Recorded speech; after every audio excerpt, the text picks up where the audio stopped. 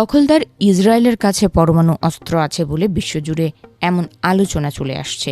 তবে পরমাণু অস্ত্র থাকার কথা কখনো স্বীকার করেনি ইসরায়েল। আবার তাদের পরমাণু অস্ত্র আছে কিনা তা কখনো অস্বীকারও করেনি। ফলে ইসরায়েলের পরমাণু অস্ত্র নিয়ে একটি ধোঁয়াশা রয়েই গেছে। বিশেষজ্ঞদের মতে এভাবে ধোঁয়াশা রেখে প্রতিপক্ষ দেশগুলোকে আতঙ্কের মধ্যে রাখে ইসরায়েল। ইসরায়েলের অস্তিত্ব হুমকির মুখে না পড়া পর্যন্ত তারা পরমাণু অস্ত্র ব্যবহারের পথে হাঁটবে না বলেও মন্তব্য অনেক বিশ্লেষকের। তবে ইরানের বিরুদ্ধে চলমান যুদ্ধে এখন পর্যন্ত সুবিধা করতে পারছে না ইসরায়েল। ইরানের ওপর ক্রমাগত বিমান হামলা চালালেও পাল্টা জবাব দিচ্ছে ইরানের সামরিক বাহিনী। ইসরায়েলের ভূখণ্ডে বৃষ্টির মতো মিসাইল ও ড্রোন হামলা চালিয়ে তাণ্ডব চালাচ্ছে তারা। এ পরিস্থিতিতে ইরানের ওপর কি ইসরায়েল তাদের ধোঁয়াশা কাটিয়ে পরমাণু অস্ত্র ব্যবহার করতে পারবে কিনা তা নিয়ে আলোচনা শুরু হয়েছে। ইসরায়েল মূলত 4টি বিশেষ ও চূড়ান্ত পরিস্থিতিতে তাদের এই মারণাস্ত্র ব্যবহার করতে পারে বলে মনে করেন সামরিক বিশ্লেষকরা।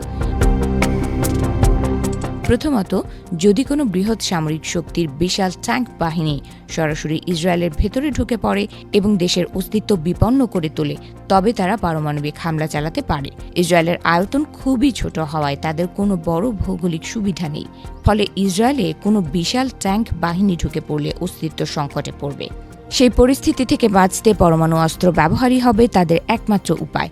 দ্বিতীয়ত, যদি আকাশপথে নিয়মিত ও শক্তিশালী ড্রোন ও ক্ষেপণাস্ত্র হামলায় ইসরায়েলের প্রধান বিমান ঘাঁটি এবং বড় শহরগুলো ধ্বংস হয়ে যাওয়ার উপক্রম হয়, তবে ইসরায়েল আর চুপ করে বসে থাকবে না।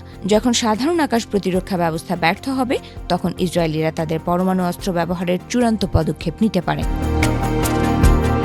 তৃতীয়ত, প্রতিপক্ষ দেশ ইসরায়েলের উপর কোনো বড় ধরনের রাসায়নিক বা জৈবিক অস্ত্র ব্যবহার করলে নিশ্চিতভাবেই পরমাণু বোমা দিয়ে এর চরম প্রতিশোধ নেবে তেল আবিব। এছাড়া ইসরায়েলের শীর্ষ নেতৃত্ব যদি মনে করে শত্রুপক্ষ ইসরায়েলের উপর এমন এক চূড়ান্ত আঘাত হানতে যাচ্ছে যার ফলে তারা ভবিষ্যতে আর পাল্টা জবাব দেওয়ার সুযোগই পাবে না, তবে ইসরায়েল আগেভাগেই পরমাণু হামলার সিদ্ধান্ত নিতে পারে বলে মনে করা হচ্ছে। ইরানের বিরুদ্ধে প্রতিনিয়ত বিমান হামলা চালাচ্ছে ইসরায়েল। জবাবে ইরানও ইসরায়েলের সামরিক স্থাপনা লক্ষ্য করে একের পর এক হামলা চালাচ্ছে। তবে এখন পর্যন্ত ইসরায়েল অস্তিত্ব সংকটে পড়েনি বলে মনে করা হচ্ছে। আর তাই ইরানের উপর খুব সহজেই ইসরায়েলের সম্ভাব্য হাতে থাকা পরমাণু হামলার সম্ভাবনা কম বলে মনে করছেন তারা।